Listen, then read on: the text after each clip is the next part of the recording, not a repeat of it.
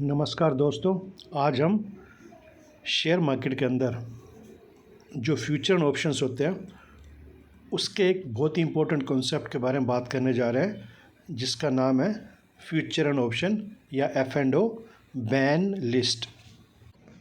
दोस्तों, जो लोग भी शेयर मार्केट में एक्टिव रहते हैं वो अक्सर हर रोज़ सुबह शेयर मार्केट से रिलेटेड न्यूज़ ज़रूर देखते होंगे और उस न्यूज़ में एक न्यूज़ अक्सर आती रहती है, लगभग डेली बेसिस पे आती है कि फ़लाना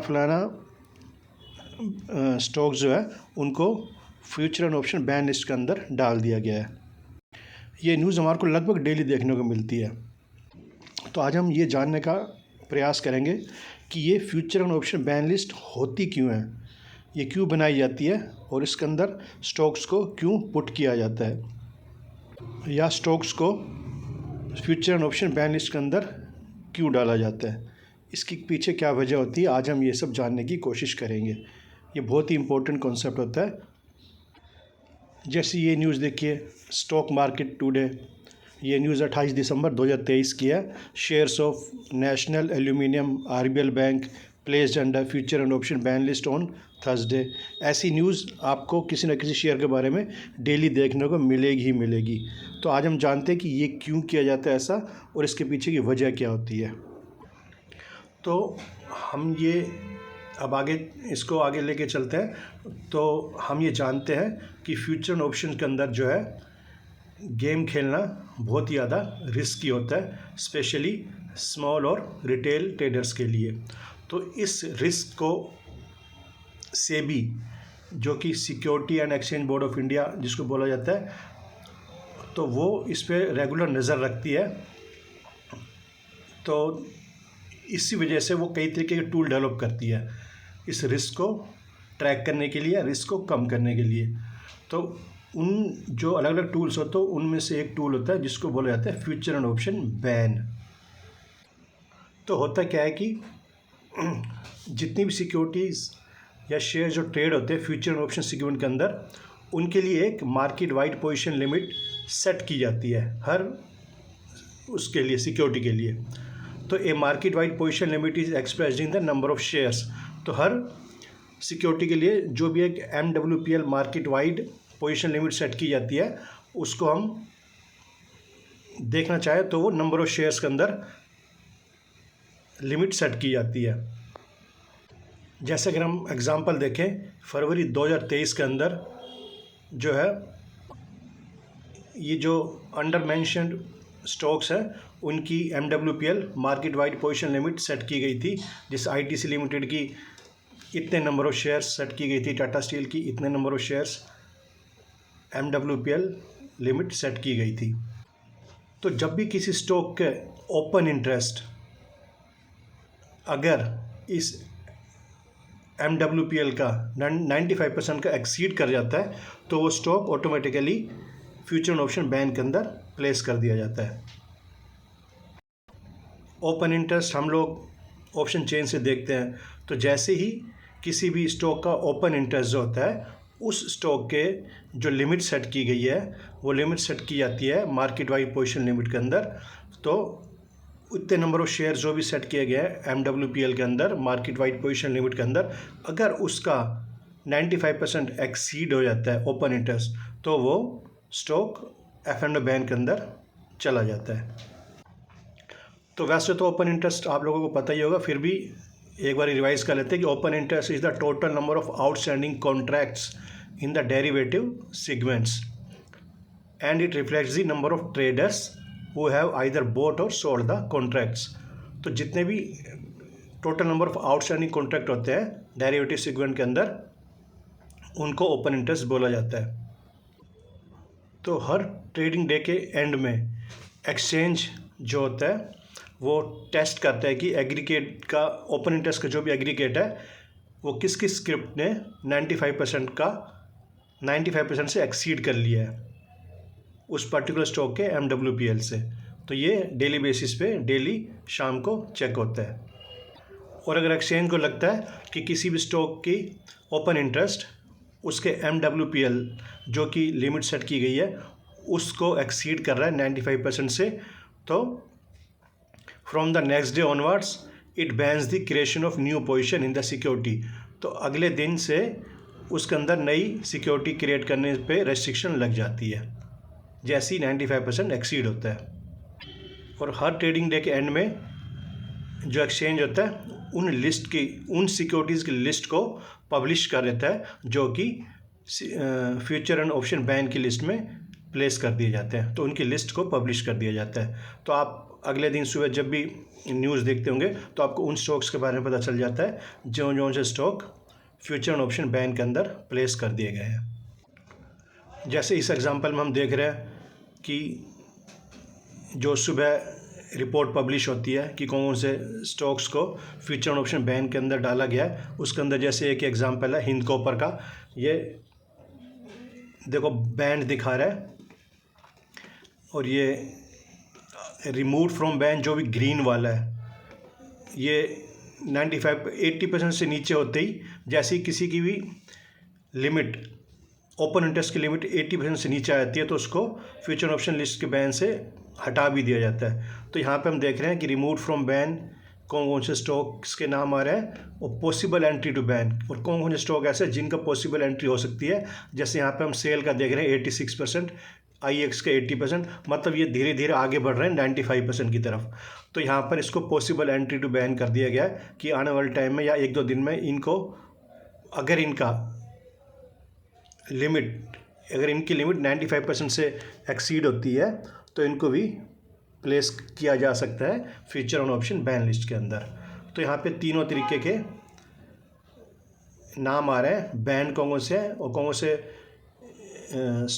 स्टॉक्स है जिनको रिमूव कर दिया गया बैन लिस्ट से, या किस किस की आगे पॉसिबल एंट्री हो सकती है बैन लिस्ट के अंदर। तो ये इन्फॉर्मेशन हर रोज़ सुबह आप अपनी जो भी ऐप होती है स्टॉक एक्सचेंज से रिलेटेड उसमें भी आप चेक कर सकते हैं, वरना आप न्यूज़ के अंदर भी आप चेक कर सकते हैं कि कौन से स्टॉक्स को बैन लिस्ट में डाल दिया गया या कौन से स्टॉक बैन लिस्ट से हटा दिए गए हैं।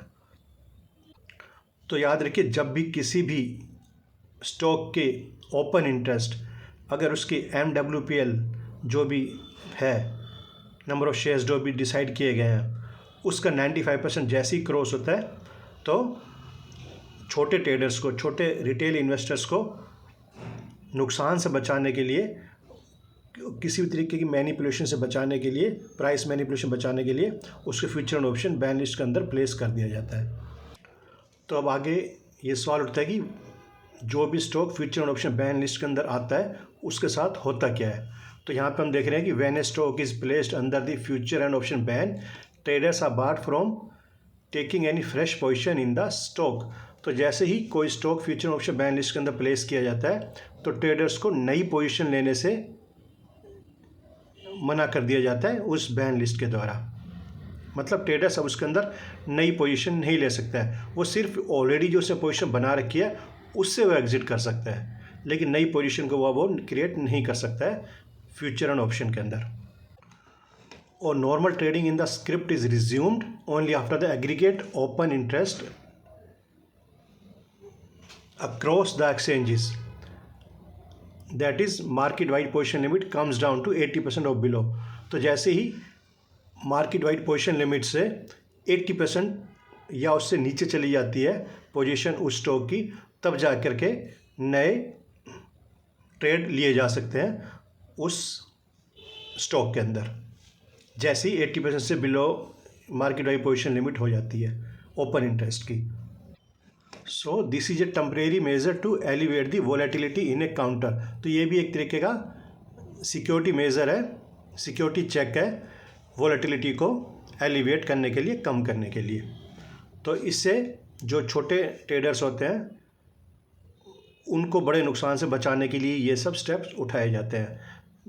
तो अलग अलग स्टेप्स के अंदर future and option ban list एक मेन स्टेप है।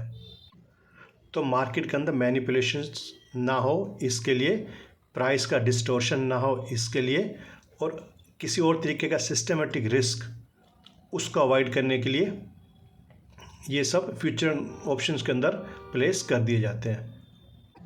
तो जब किसी भी स्टॉक के अंदर ओपन इंटरेस्ट बहुत ज़्यादा बढ़ना शुरू हो जाता है तो स्पेकुलेशंस के बढ़ने के चांसेस बहुत ज़्यादा हो जाते हैं। तो securities are placed under a ban to discourage such behaviour. तो इन सब चीज़ों से बचने के लिए ही इन सिक्योरिटीज़ को बैन लिस्ट में डाल दिया जाता है। तो अब हम ये जानते हैं कि future and option ban list का उस स्टॉक के प्राइस पे कितना इम्पैक्ट पड़ता है। तो when a stock is placed under the future and option ban usually stock price corrects और फॉल्स। तो जब भी किसी भी स्टॉक का price future and option ban list में डाला जाता है, उस स्टॉक के प्राइस में थोड़ी गिरावट आती है, थोड़ी करेक्शन होती है। तो how to track market wide position, तो इसके लिए there are several third party tools and apps that display market wide position on future and option stocks. तो कई तरीके की थर्ड पार्टी ऐप्स भी आती हैं जो कि मार्केट वाइड पोजीशन को बताती रहती हैं, या हर ब्रोकर भी अपने तरीके से लिस्ट को पब्लिश करता रहता है डेली बेसिस पे कि कौन कौन से स्टॉक को future and option ban list में डाला गया है। NSE जो कि नेशनल स्टॉक एक्सचेंज है, वो भी टाइम टू टाइम अलर्ट को डिस्प्ले करता रहता है, अलर्ट देता रहता है जब भी कोई भी स्टॉक की सिक्योरिटी 60% से ज़्यादा एक्सीड होना शुरू हो जाती है, तो टाइम टू टाइम पे NSE भी अलर्ट देना शुरू कर देती है। तो such alerts are presently displayed at time interval 10 minutes. तो ये अलर्ट जो होते हैं 10 मिनट के टाइम गैप पे आने शुरू हो जाते हैं NSE के द्वारा भी। अब ये सवाल उठता है कि does the future and option ban apply to indices, मतलब जो भी निफ्टी है या बैंक निफ्टी है, क्या फ्यूचर एंड ऑप्शन बैन का उन पर ही फ़र्क पड़ता है? तो इसका जवाब है no, the future and option ban does not apply to market indices. Traders who trade in index future and option contracts are unaffected by the future and option ban. तो जो भी निफ्टी, बैंक निफ्टी या सेंसेक्स के अंदर प्ले करते हैं, उन पे future and option ban list का कुछ फ़र्क नहीं पड़ता है। अगला सवाल ये है कि अगर कोई भी पोजीशन जो है वो future and option ban list से कब बाहर आती है? तो जैसे ही ओपन इंटरेस्ट जो है अगर मार्केट वाइड पोजीशन लिमिट के 80% या उसके नीचे चला जाता है, तो stock automatically future and option ban list से बाहर आ जाता है। तो हम अल्टीमेटली हमने ये जाना कि future and option ban list के अंदर वो स्टॉक्स आ जाते हैं जिनकी मार्केट वाइड पोजीशन लिमिट को एक्सचेंज द्वारा सेट किया जाता है, और जैसे ही उस स्टॉक के अंदर ओपन इंटरेस्ट 95% उस MWPL से मार्केट वाइड पोजीशन लिमिट से क्रॉस कर जाता है, तो वो स्टॉक फ्यूचर और ऑप्शन बैन लिस्ट के अंदर ऑटोमेटिकली आ जाता है, छोटे ट्रेडर्स को नुकसान से बचाने के लिए, रिटेल इन्वेस्टर्स को नुकसान से बचाने के लिए, और किसी तरीके की स्पेकुलेशन से बचने के लिए ये सब किया जाता है। तो ये सब था future and option ban list. आप इसको डेली बेसिस पे न्यूज़ में भी देख सकते हैं, या अपने ब्रोकर की ऐप में भी आप उन स्टॉक्स को देख सकते हैं कि कौन कौन से स्टॉक्स को आज future and option ban list के अंदर डाला गया है। ये न्यूज़ लगभग डेली बेसिस पे आती है, तो शुरू में हर किसी को लगता है कि आखिर में है क्या चीज़ ये बैन लिस्ट। तो उम्मीद है कि आज आपका फ्यूचर एंड ऑप्शन बैन के बारे में कॉन्सेप्ट क्लियर हो गया होगा। Thank you very much.